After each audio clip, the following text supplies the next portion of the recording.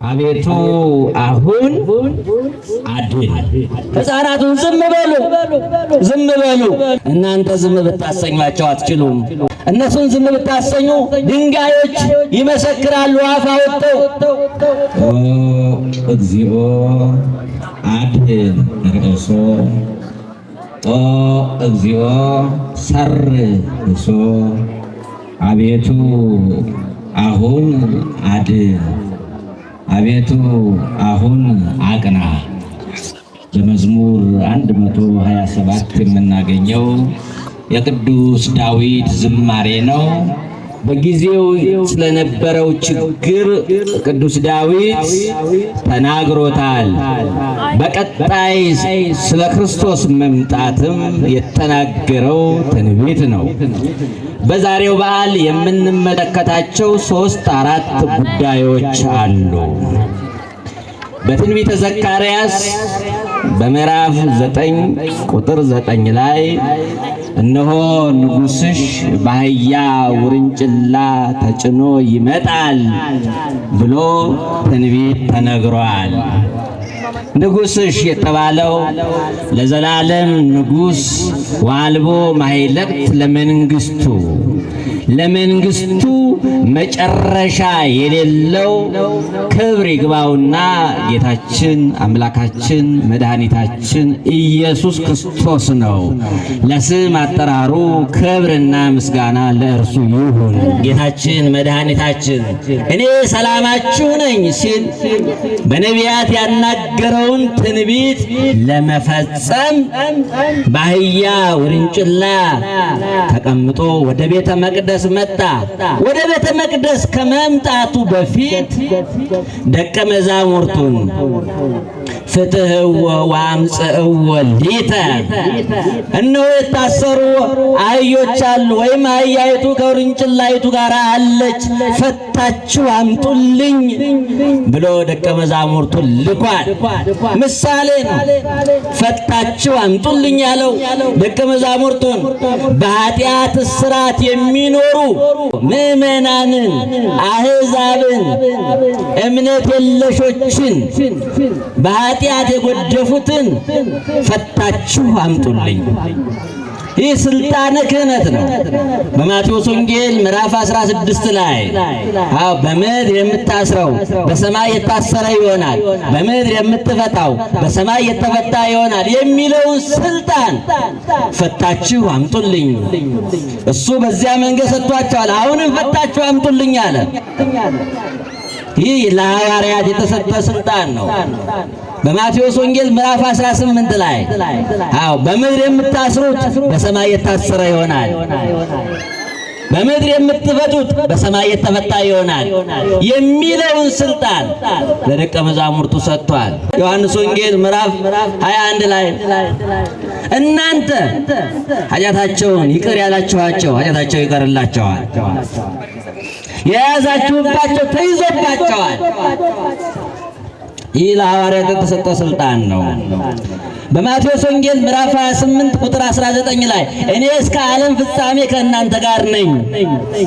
ደቀ መዛሙርቱ ሐዋርያትን መስለው ከሚያገለግሉ ካህናት ጋር እነሱ ያሰሩት የታሰረ እነሱ የፈቱት የተፈታ እንደሚሆን እስከ ዓለም ፍጻሜ ከካህናት ጋር እንደሚሰራ ዛሬ ሐዋርያት የሉም በአካለ ሥጋ።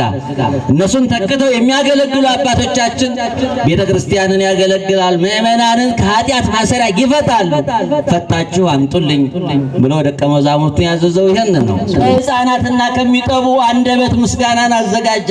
አዋቂዎችና ጥበበኞች ነን ከሚሉ ከእነሱ ሰውረህ ለሕፃናት ገልጸኸዋልና። ሕፃናት ልበ ንጹሖች ናቸው። መንፈስ ቅዱስ በእነሱ ላይ ይሰራል። በዛሬው ዕለት በአህያ ውርንጭላ ሲገባ ወደ ቤተ መቅደስ ሕዝቡም ሕፃናቱም ሆሳዕና በአርያም አቤቱ አሁን አድን እያሉ ይዘምሩ ነበረ። ሕፃናቱን ዝም በሉ እያሉ ፈሪሳውያን ዝም ሊያሰኟቸው ይፈልጉ ነበረ። እናንተ ዝም ብታሰኟቸው አትችሉም። እነሱን ዝም ብታሰኙ ድንጋዮች ይመሰክራሉ አፍ አውጥተው ብሏቸዋል። ስለዚህ እምአፈ ደቂቅ ወሕፃናት አስተዳለከ ስብሐተ ከሕፃናትና ከሚጠቡ ለእግዚአብሔር ምን ይሳነዋል? በኤልሳቤጥ ማኅፀን ያለው ዮሐንስ ገና ሳይወለድ ዘሎ የለ እንዴ? በደስታ እኮ ነው የዘለለው። ለዚህ አምላክ እኮ ነው በደስታ የዘለለው በማኅፀን ውስጥ። አሁን ይሄ ሉቃስ በመንፈስ ቅዱስ ባይጽፈው ኖሮ በደስታ ይዘል በሕመም ይገላበጥ ጽንሱ የት ያውቃል? በደስታ ዘለለ። ቅዱስ ያሬድ ደግሞ ምን አለ? ሰገደ ነው ያለው። ስለዚህ እንኳን በእግራቸው የሚሄዱ እንኳን የተወለዱ ሕፃናት ቀርቶ በማኅፀን ያለ ዮሐንስ በደስታ ለአምላኩ ዘሏል፣ አመስግኗል። ዘንባባውን ያነጠፉት ልብሳቸውን ያነጠፉት ለክርስቶስ ክብር ነው። ያን የተነጠፈውን ምንጣፍ ግን አህያዋ እየረገጠችው። ይቺ አህያ የምትገርም አህያ ናት በእውነት። ያው ከበለዓም ጋርም የተነጋገረች እኮ አህያ አለች። የእግዚአብሔር መልአክ ሰይፉን መዞ መንገዱ ላይ ቆመበት፣ በለዓም ላይ እስራኤልን ሊራገም ሲሄድ ቆመበት። አህያዋ የእግዚአብሔርን መልአክ ታያለች። ያ በለዓም ግን አህያዋ የምታየውን አያይም። ከአህያ ያነሰ ዓይን፣ ከጅብ ያነሰ ዓይን፣ ከእንስሳት ያነሰ ዓይን ያለን ብዙዎች ነን። ብዙዎች እግዚአብሔርን ማየት የማይችል ሕሊና ያለን ስጋዊ ብቻ ነገር የምናይ ይቺ አህያ እንኳን ከዚያ ከበለዓም በልጣ የዘላለም ሕይወት የማይመለከታት ደመ ነፍስ የሆነች እንስሳ የመልአኩን ሰይፍ አየች፣ ደበደባት። ለምን ትደበድበኛለህ? በሰው አንደበት ተናገረችው።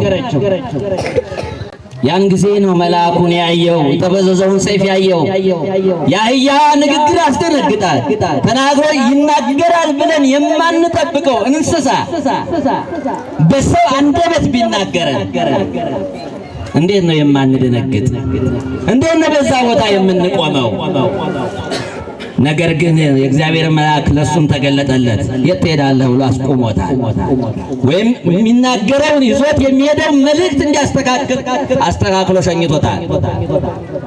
በብሉይ ኪዳን ያቺ አህያ በሰው አንደበት እንደተናገረች በአዲስ ኪዳን መግቢያ ላይ ደግሞ ክርስቶስ ተቀምጦባት ወደ ቤተ መቅደስ ገብታለች። መንፈስ ቅዱስ ያደረበት ሰው ምንጣፍ ይነጠፍለታል፣ ሁሉ ይንበረከክለታል፣ ፍጥረታት ሁሉ ይታዘዙለታል። ክርስቶስ ካደረብን አህያዋ ላይ ስለተቀመጠ ክርስቶስ ወደ ቤተ መቅደስ እንድትገባ እድሉን አገኘች። ብቻዋን ብትሆን ማን ያስገባታል? ማን ያስገባታል? እየተገረፈች ትወጣለች። መንፈስ ቅዱስ ያላደረበትም ሰው አዎ ሞገስ የለውም፣ ጸጋ የለውም፣ ፍጥረታት አይታዘዙለትም፣ ጥያቄዎቹ መልስ አያገኙም። እናንተ የሕያው እግዚአብሔር ቤተ መቅደስ ናችሁ ተብለናል። የሕያው እግዚአብሔር ቤተ መቅደስ ናችሁ። መንፈስ ቅዱስ በእኛ ላይ ሊያድር ይገባል። መንፈስ ቅዱስ ካደረብን ደግሞ እንዘ እግዚአብሔር ምስሌነ መኑ ይክለነ። እግዚአብሔር ከኛ ጋር ከሆነ ማን ያሸንፈናል? ማን ይችለናል? በእሳት ውስጥ ማለፍ እንችላለን። በአራዊት ውስጥ ማለፍ እንችላለን። የተለያዩ መከራዎች በዚህ ዓለም ያሉ ልዩ ልዩ መከራዎች በሰው ሐሳብ ልናሸንፋቸው የማንችል ሊሆን አይችልም ብለን የገመትነውን ማሸነፍ እንችላለን። የሰናፍጭ ቅንጣት ታህል ሃይማኖት ቢኖራችሁ ሁሉም ማድረግ ትችላላችሁ። ተራራውንም፣ ዛፉንም፣ አቀበቱንም፣ ቁልቁለቱንም መውጣት መውረድ ሁሉን ማድረግ ትችላላችሁ። ሁሉ ይትካል ለዘያምን ለሚያምን ሁሉ ይቻላል። ስለዚህ ክርስቶስ ካደረብን እኛ ክርስቲያኖች አባቶቻችን አሳይተውናል፣ ቅዱሳኑ አሳይተውናል፣ ስራ ሰርተዋል። ስለዚህ ሆሳዕና ስናከብር መንፈስ ቅዱስ በእኛ ላይ እንዲያድር አዎ የምናስብበት አድሮብኛል አላደረብኝም፣ ንስሐ ገብቻለሁ አልገባውም፣ እኔ የመንፈስ ቅዱስ ማደሪያ ነኝ ወይ ብለን ራሳችንን የምንፈትሽበት በዓል ነው። በአህያ መምጣቱን ሁላችንም እናውቃለን። ስለዚህ የእግዚአብሔር መንግሥት እንድንወርስ ጾማችን፣ ጸሎታችን ውጤት እንዲኖረው ንስሐ ገብተን ቅዱስ ሥጋውን በልተን ክቡር ደሙን ጠጥተን አዎ የዘላለምን ሕይወት እንድንወርስ እግዚአብሔር ይርዳን። እግዚአብሔር አምላካችን ለነበረን ጊዜ ስሙ የተመሰገነ ይሁን። እስቲ እግዚአብሔርን አመስግኑት፣ አመስግኑት።